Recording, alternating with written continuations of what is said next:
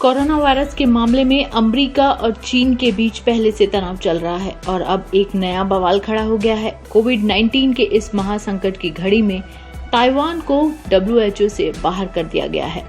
आरोप है कि इसमें चीन की भूमिका है। कोविड-19 के इस संवेदनशील दौर में ताइवान को बाहर किए जाने से 2 करोड़ से ज्यादा लोग मायूस हो गए हैं। बताया जा रहा है कि वास्तव में पिछले कुछ समय से चीन दबाव बना रहा था कि ताइवान को WHO से हटाया जाए, क्योंकि चीन का बरसों पुराना दावा रहा है कि ताइवान कोई अलग संप्रभु देश नहीं बल्कि उसी का एक हिस्सा है। लेकिन इस दावे के बावजूद बरसों ताइवान संगठन में था। जब चीन और ताइवान के रिश्ते अच्छे थे, तब 2009 से 2016 के बीच ताइवान ऑब्जर्वर के तौर पर WHO का हिस्सा रहा। 1949 में नागरिक युद्ध के समय से चीन और ताइवान अलग अलग देशों की तरह वजूद में थे, लेकिन 1962 में संयुक्त राष्ट्र से ताइवान को निष्कासित किया गया। बीजिंग का दावा ये भी रहा कि एक दिन वह ताइवान को अपना राज्य बना लेगा, भले ही इसके लिए फोर्स इस्तेमाल करनी पड़े।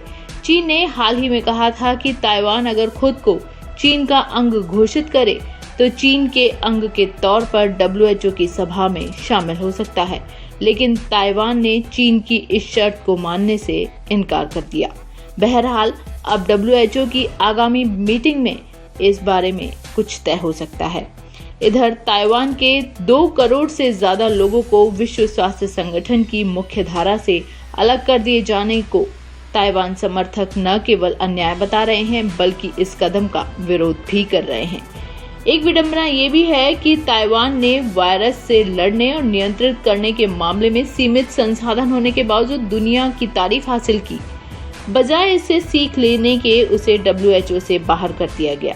ताइवान के उपराष्ट्रपति चेन चियान-जैन ने कहा कि आपदा के समय आप किसी को अनाथ कर रहे हैं। यह साफ करता है कि WHO अपनी तटस्थ जिम्मेदारियों से ज्यादा राजनीति में लिप्त है। वहीं अमेरिकी राष्ट्रपति डोनाल्ड ट्रंप और उनके समर्थक पहले भी विश्व स्वास्थ्य संगठन पर चीन के इशारे पर चलने का आरोप लगा चुके हैं।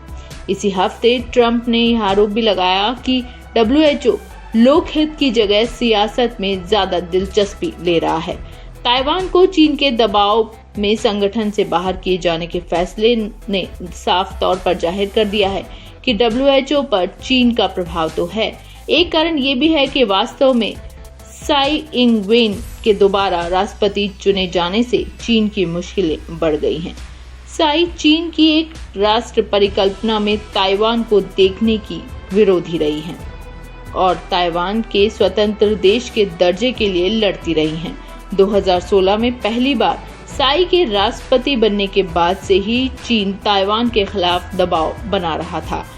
अब अगर ताइवान किसी बड़े देश को समर्थक के तौर पर जुटा सका तो यह चीन के लिए बड़ी मुश्किल होगी।